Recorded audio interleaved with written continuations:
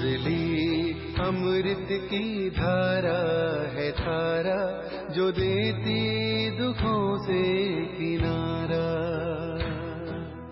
मुरली अमृत की धारा है धारा, जो देती दुखों से किनारा। भूले जीवन में हो जाए शिव बाबा मुरली में समझाए। भूले जीवन में हो जाए शिव बाबा। ओम शांति। आज की तारीख है 28/8/2024 के बाबा के साकार महावाक्य। मीठे बच्चे, तुम जितना बाप को याद करेंगे उतना आत्मा में लाइट आएगी। ज्ञानवान आत्मा चमकीली बन जाती है। बाबा ने प्रश्न पूछा, माया किन बच्चों को जरा भी तंग नहीं कर सकती? बाबा ने उत्तर दिया, जो पक्के योगी हैं, जिन्होंने योग बल से अपनी सर्व कर्मेंद्रियों को शीतल बनाया है, जो योग में ही रहने की मेहनत करते हैं, उन्हें माया जरा भी तंग नहीं कर सकती। जब तुम पक्के योगी बन जाएंगे तब लायक बनेंगे। लायक बनने के लिए प्योरिटी फर्स्ट है। ओम शांति। मीठे मीठे बच्चों को बाप बैठ समझाते हैं, अज्ञान के कारण तुम्हारी आत्मा डल हो गई है। हीरे में चमक होती है ना, पत्थर में चमक नहीं होती। इसलिए कहा जाता है पत्थर मिसल डल हो गई है। फिर जागती है तो कहा जाता है यह जैसे पारस मणि है। अब अज्ञान के कारण आत्मा की ज्योति डिम हो गई है, काली नहीं होती है। नाम यह रखा हुआ है, आत्मा सबकी एक जैसी होती है। शरीरों की बनावट अनेक प्रकार की होती है, आत्मा तो एक ही है।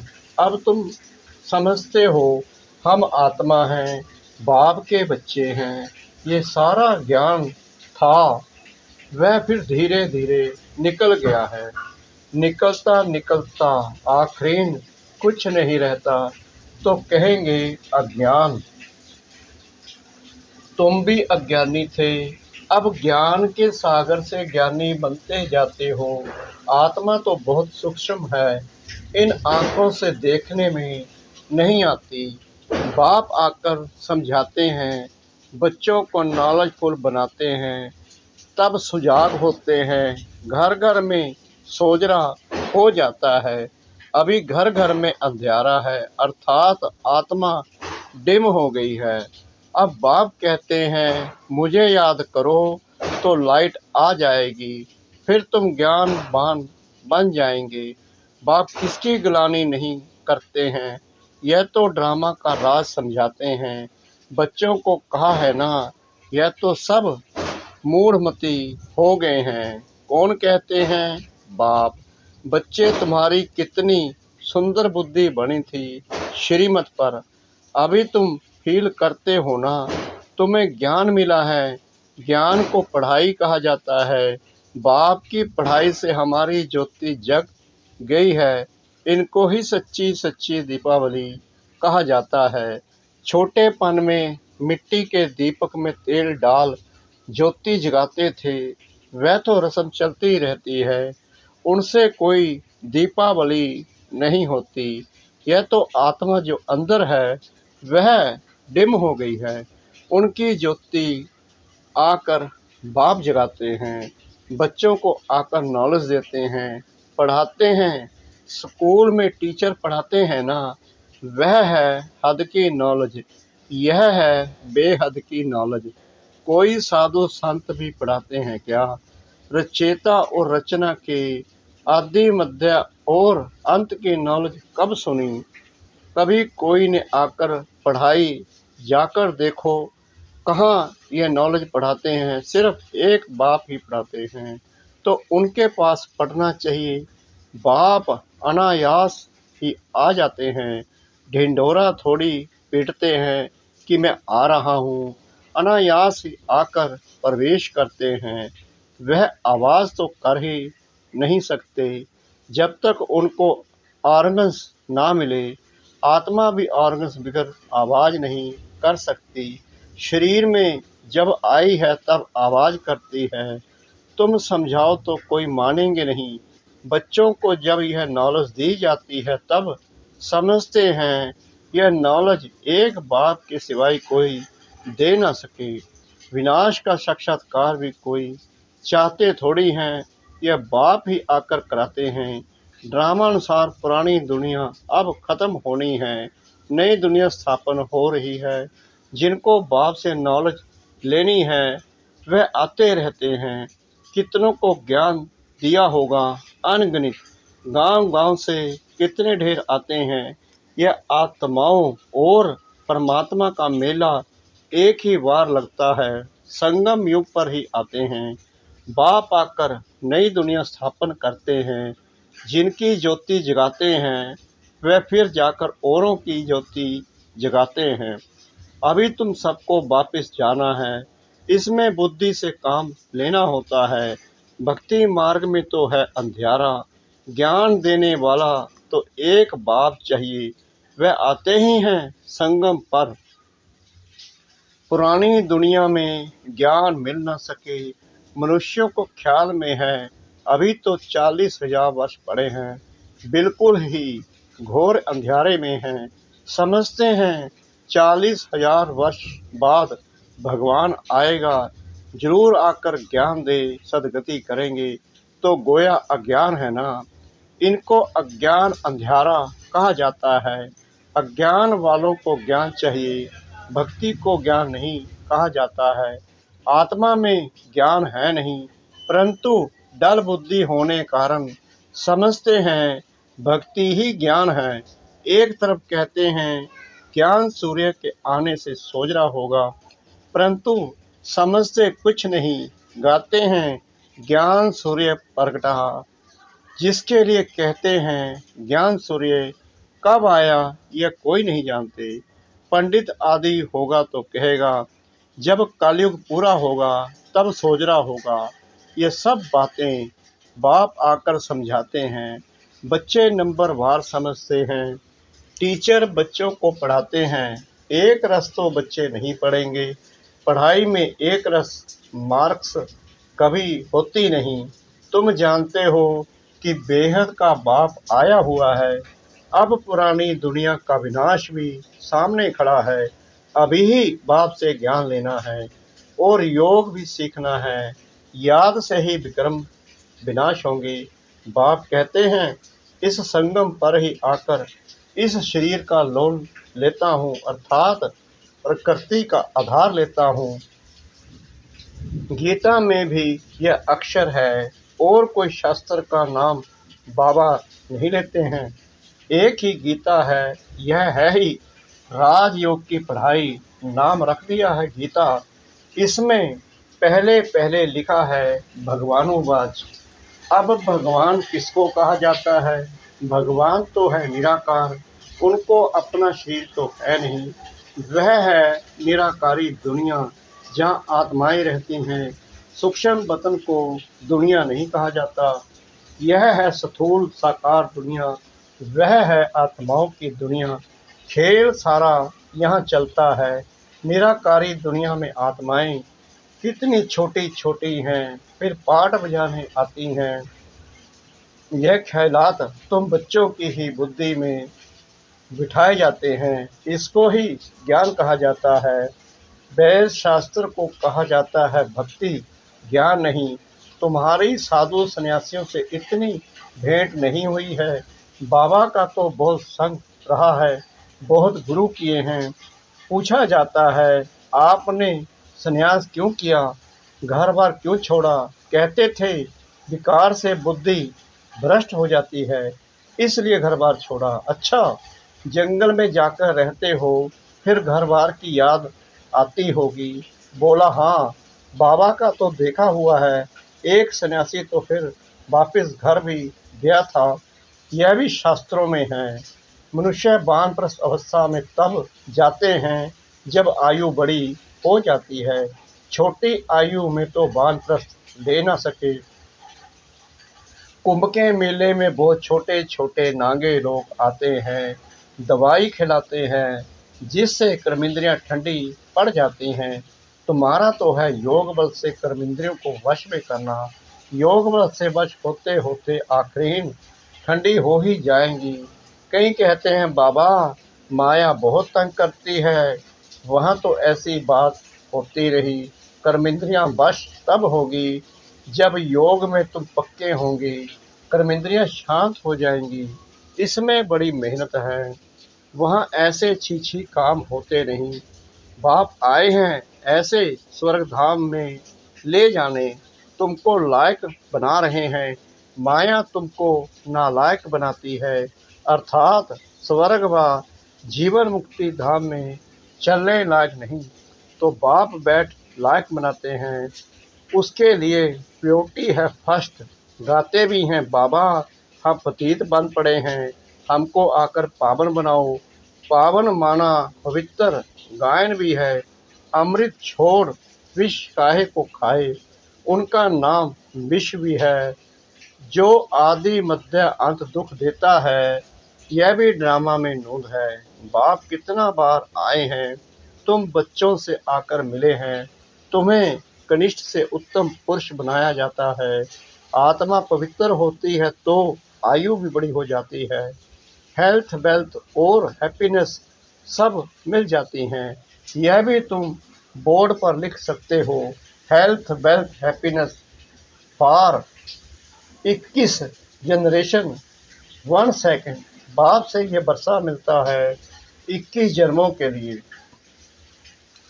कई बच्चे बोर्ड लगाने से भी डरते हैं। बोर्ड तो सबके घर पर रहता ही है। तुम सर्जन के बच्चे हो ना, तुमको हेल्थ वेल्थ हैप्पीनेस सब मिलती है, तो तुम फिर औरों को दे सकते हो तो क्यों नहीं बोर्ड पर लिख देते हो, तो मनुष्य आकर समझे कि भारत में आज से 5000 वर्ष पहले हेल्थ वेल्थ थी, पवित्रता भी थी। बेहद के बाप का वर्षा 1 सेकंड में तुम्हारे पास बहुत आएंगे।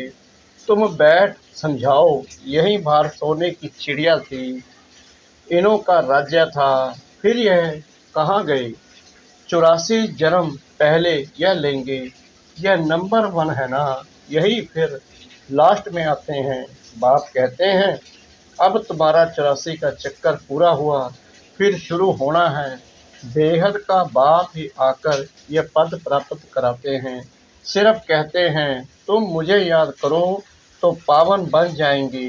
84 जन्मों को जानकर बाप से वर्षा लेना है, परंतु पढ़ाई तो चाहिए ना। तुमको कहा जाता है सब दर्शन चक्करधारी, नया तो कोई समझ ना सके। तुम जानते हो सब आत्मा को कहा जाता है। हम आत्मा जो पवित्र थी, शुरू से लेकर 84 का चक्कर लगाया। वह भी पाप बताते हैं तुमने पहले पहले शिव की भक्ति शुरू की। तुम तो अभय विचारी भगत थे, बाप के सिवाय कोई समझा ना सके। बाप कहते हैं मीठे मीठे बच्चों, तुमने पहले पहले ये जन्म लिया। कोई साहूकार होगा तो कहेंगे ना कि आगे जन्म में इसने ऐसा कर्म किया है। कोई रोगी होगा तो कहेंगे पिछले कर्म का हिसाब किताब है। अच्छा, इन लक्ष्मी नारायण ने कौन से कर्म किए, यह बाप बैठ समझाते हैं। इनके 84 जन्म पूरे हुए, फिर फर्स्ट नंबर में आना है। भगवान संगम योग पर ही आकर राजयोग सिखलाते हैं। अभी तुम समझ रहे हो कि बाबा हमें राजयोग सिखला रहे हैं, फिर भी तुम भूल जाएंगे। कर्म अकर्म और विकर्म की गुहा गति भी बाप ने समझाई है। रावण राज्य में तुम्हारे कर्म विकर्म हो जाते हैं, वहाँ कर्म अकर्म होते हैं। वहाँ रावण राज्य ही नहीं, विकार होता नहीं, वहाँ है ही योग बल। जबकि योग बल से हम विश्व के मालिक बनते हैं, तो जरूर पवित्र दुनिया भी चाहिए। पुरानी दुनिया को अपवित्र, नई दुनिया को पवित्र दुनिया कहा जाता है। वह है वाइसलेस वर्ल्ड, यह है विशेष वर्ल्ड। बाप ही आकर विशालय को शिवालय बनाते हैं। सतयुग है शिवालय, शिव बाबा आकर तुमको सतयुग के लिए लायक बना रहे हैं। लक्ष्मी नारायण के मंदिर में जाकर तुम पूछ सकते हो, आपको मालूम है इन्होंने यह पद कैसे पाया, विश्व के मालिक कैसे बने। बाप कहते हैं, तुम नहीं जानते हो, हम जानते हैं। तुम बाप के बच्चे ही कह सकते हो कि हम आपको बता सकते हैं इन्होंने यह पद कैसे पाया। इन्होंने ही पूरे 84 जन्म लिए। फिर पुरुषोत्तम संगम युग पर आकर बाप ने राजयोग सिखलाया और राजाई दी है। उसके पहले नंबर 1 पतित थे, फिर नंबर 1 पावन बने। सारी राजधानी है ना, तुम्हारे चित्रों में सब क्लियर है। इन्हों को राजयोग किसने सिखलाया? ऊंचते ऊंच है ही परमात्मा। देवताएं तो सिखला न सके, भगवान ही सिखलाते हैं। जिसको नॉलेजफुल कहा जाता है, बाप टीचर सतगुरु भी कहा जाता है। ये सब बातें वही समझ सकते हैं जिसने शुरू से शिव की भक्ति की होगी। मंदिर बनाने वालों से तुम पूछो, आपने यह मंदिर बनाया है, इन्होंने यह पद कैसे पाया, इन्हों का राज्य कब था, फिर यह कहाँ गए, अब यह कहाँ हैं? तुम 84 की कहानी बताओ तो बहुत खुश होंगे। चित्तर पॉकेट में पड़ा हो, तुम किसको भी समझा सकते हो। शुरू से जिसने शिव की भक्ति की होगी वह सुनते रहेंगे, खुश होते रहेंगे। तुम समझ जाएंगे यह हमारे कुल का है। दिन प्रतिदिन बाबा बहुत सहज युक्तियां बतलाते हैं। तुमको अब समझ मिली है, परम पिता परमात्मा ही सर्व का सदगति दाता है। 21 जन्मों के लिए सतयुगी बादशाही मिल जाती है। 21 जन्मों का वर्षा इस पढ़ाई से ही मिलता है। टॉपिक भी बहुत है। विशालय और शिवालय किसको कहा जाता है? इस टॉपिक पर हम परमपिता परमात्मा की जीवन कहानी बना सकते हैं। लक्ष्मी नारायण के 84 जन्मों की कहानी, यह भी टॉपिक है। विश्व में शांति कैसे थी, फिर अशांति कैसे हुई, अब फिर शांति कैसे स्थापन हो रही है, यह भी टॉपिक है। अच्छा, मीठे मीठे सिकलों के बच्चों प्रति माता पिता बाप दादा का याद प्यार और गुड मॉर्निंग। रूहानी बाप की रूहानी बच्चों को नमस्ते। हम रूहानी बच्चों की रूहानी बाप दादा को श्रद्धा भरी प्रेम भरी नमस्ते। शुक्रिया बाबा, शुक्रिया बाबा, शुक्रिया बाबा इस मीठी मीठी मीठी मुरली के लिए। धारणा के लिए मुख्य सार नंबर 1, अब उत्तम पुरुष बनने के लिए याद के बल से आत्मा को पवित्र बनाना है। कर्मेंद्रियों से कोई भी विकर्म नहीं करना है। नंबर 2, ज्ञानवान बन आत्माओं को सुजाग करने की सेवा करनी है। आत्मा रूपी ज्योति में ज्ञान योग का घृत डालना है। श्रीमत पर बुद्धि को स्वच्छ बनाना है। वरदान सतगुरु परमपिता परमात्मा जी का पॉइंट स्वरूप में स्थित हो। मन बुद्धि को नेगेटिव के प्रभाव से सेफ रखने वाले विशेष आत्मा भाव। जैसे कोई सीजन होती है तो सीजन से बचने के लिए उसी प्रमाण अटेंशन रखा जाता है। बारिश आएगी तो छाते रेनकोट आदि का अटेंशन रखेंगे, सर्दी आएगी तो गर्म कपड़े रखेंगे। ऐसे वर्तमान समय मन बुद्धि में नेगेटिव भाव और भावना पैदा करने का विशेष कार्य माया कर रही है। इसलिए विशेष सेफ्टी के साधन अपनाओ। इसका सहज साधन है 1 पॉइंट स्वरूप स्थित होना। आश्चर्य और क्वेश्चन मार्क के बजाय बिंदु लगाना अर्थात विशेष आत्मा बनना। स्लोगन, आज्ञाकारी वह है जो हर संकल्प बोल और कर्म में जी हुजूर करता है। आज्ञाकारी वह है जो हर संकल्प बोल और कर्म में जी हुजूर करता है। ओम शांति।